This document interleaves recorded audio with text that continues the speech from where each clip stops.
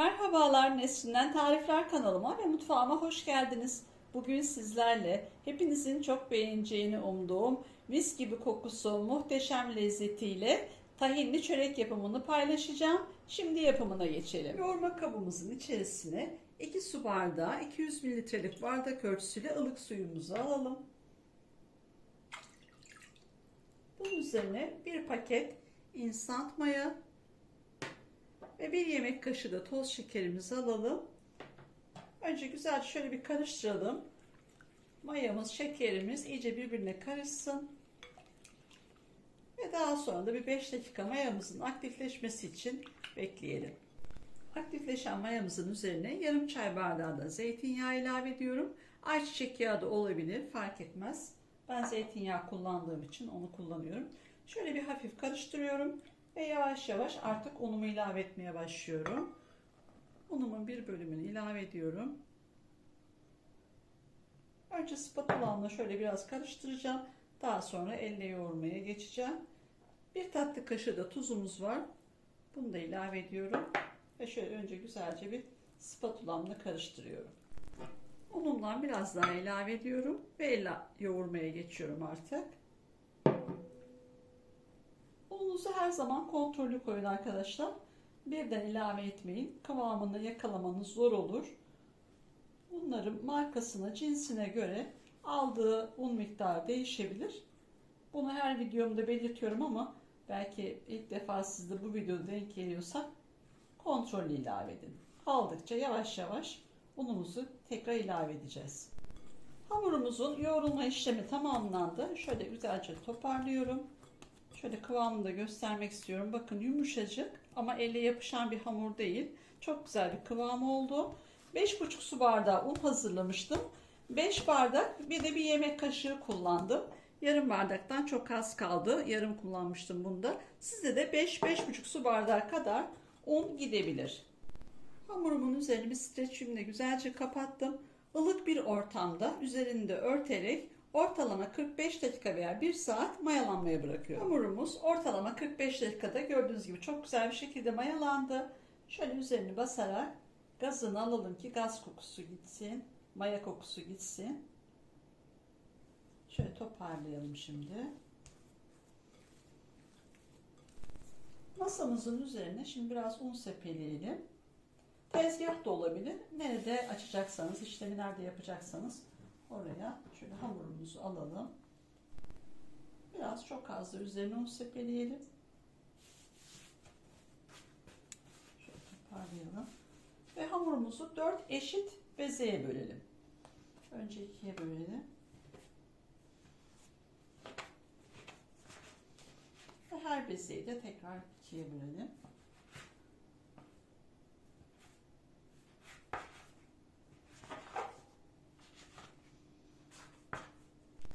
Bezelerimizin yine üzerine şöyle hafif un sepeleyerek toparlayalım şöyle.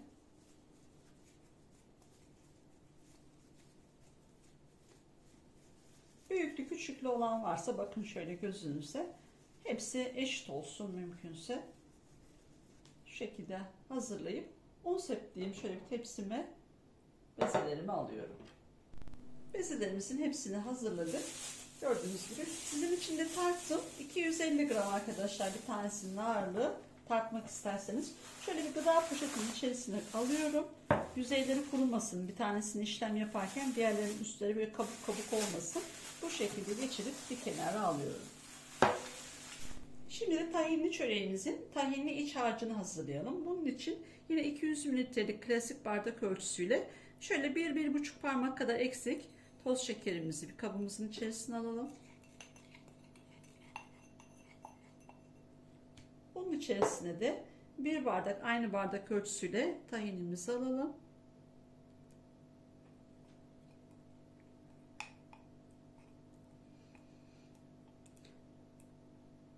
Ben tek kavrulmuş kullanıyorum tahin arkadaşlar. İsterseniz çifte kavrulmuş da kullanabilirsiniz. Şekerimiz ve tahinimiz şöyle güzelce birbirine iyice karıştırıyoruz.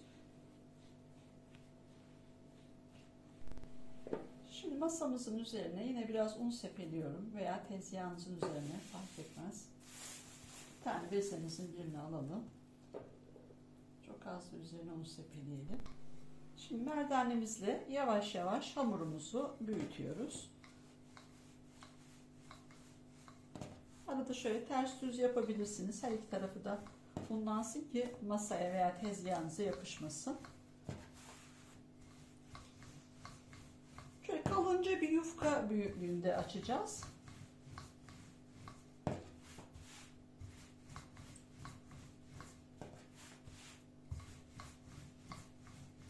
Her tarafını eşit oranda büyütelim. Kalınlığı inceli olmasın. Arada çok az un sepeleyebilirsiniz arkadaşlar, yapışmasın diye, ama çok fazla değil. Şöyle kalın olan yerlerini biraz daha inceltelim. Bu büyüklük yeterli artık. Şöyle göstermek istiyorum kalınlığını da. Bakın şuradan şöyle. Bu kalınlıkta açmamız yeterli. Şimdi artık tahinimizi üzerine şöyle güzelce kaşığımızla döküp gezdirelim. Şöyle yavaş yavaş her tarafına eşit oranda gelecek şekilde yayalım. Kaşığımızın arkasıyla şöyle olabilir, bir fırçayla olabilir. Hangisi sizin için daha kolay geliyorsa onunla yapabilirsiniz.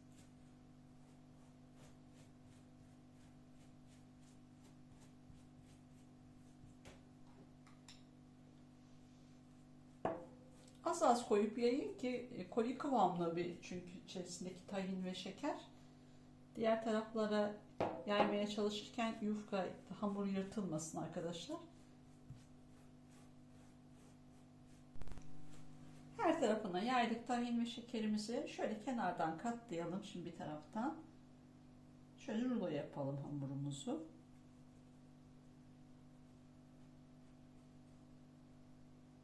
Çok da sıkmadan şöyle ara ara çeke çeke yaparsanız daha ince, daha güzel olur.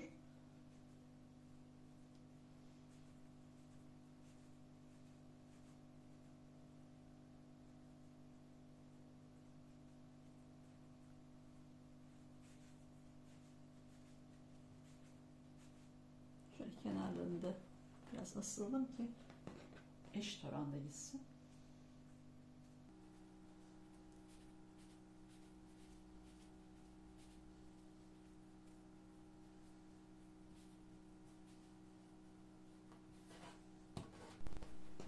Rulomuzu şimdi elimizle şöyle çeke çeke incelteceğiz arkadaşlar. Şöyle sıka sıka, mümkün olduğunca incelteceğiz.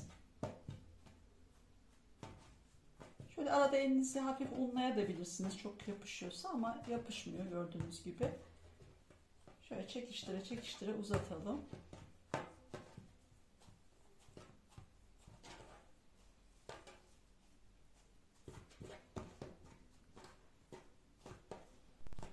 Şöylemizi iyice incelttik. Artık şöyle sarmaya başlayabiliriz. Bir taraftan saralım, bir taraftan yine inceltmeye devam edelim.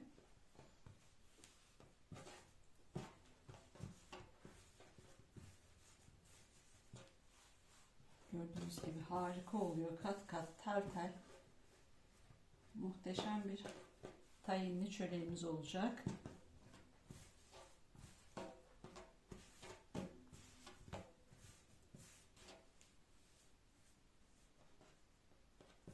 Şöyle ucunu da şu alta koyalım. Tamam. Fırın kağıdı serdiğimiz tepsimize şöyle elimize alalım bir tanesini. Diğerlerini de aynı bu şekilde açmaya devam edelim. İkinci hamurumuzda aynı şekilde büyüttük. Yine harcımızdan koyalım, tahinli şekerli.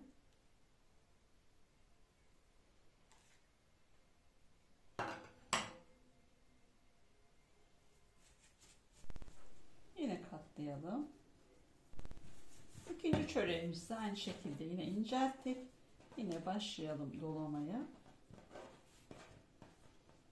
Şöyle çok üst üste binmesin. Açıktan dolayın ki ortası kalın olmasın.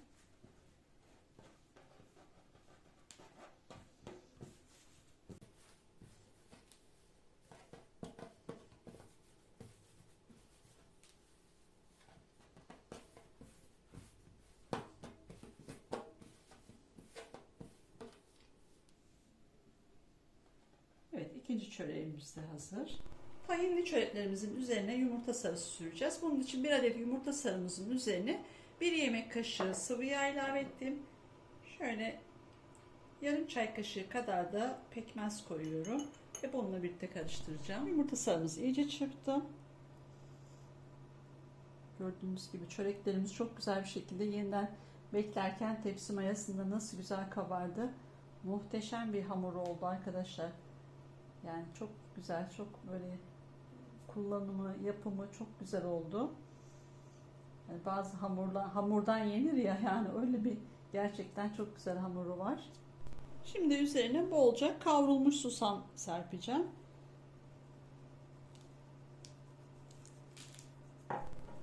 İsterseniz ceviz de serpebilirsiniz arkadaşlar. Tercih sizin. Ben şöyle bol susamlı seviyorum, onun için susam atıyorum. Bu kavrulmuş susam, simit susamı. Tahinli çöreklerimiz fırına gitmeye hazır. Önceden ısıtılmış alt üst ayar 200 derecede pişmeye gönderiyorum.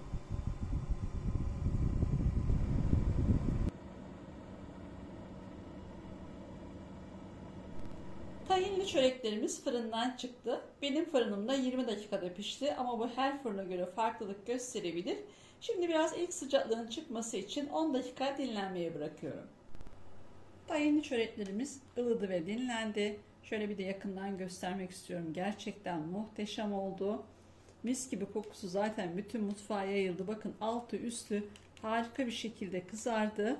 Tel tel ayrılan muhteşem lezzetli bir çörek oldu. Şimdi şöyle bir bakalım. Gördüğünüz gibi bakın. Muhteşem, gerçekten harika. Şöyle kapları, telleri görüyorsunuz. Gerçekten efsane. Şu güzelliği. Muhteşem lezzetli. Gerçekten o kadar güzel oldu ki bakın ne kadar güzel kabardı. Böyle güzeli, bu kadar lezzetlisini İnanın pastanelerde bile bulamazsınız. Evinizde yapın, kendiniz mis gibi tertemiz, içinize sinerek. Gördüğünüz gibi efsane. Harika. Umarım sizler de denersiniz. Tüm deneyenlere şimdiden afiyet olsun. Kanalıma abone olup bana destek olursanız çok sevinirim. Başka bir tarifte tekrar görüşmek dileğiyle. Hoşça kalın.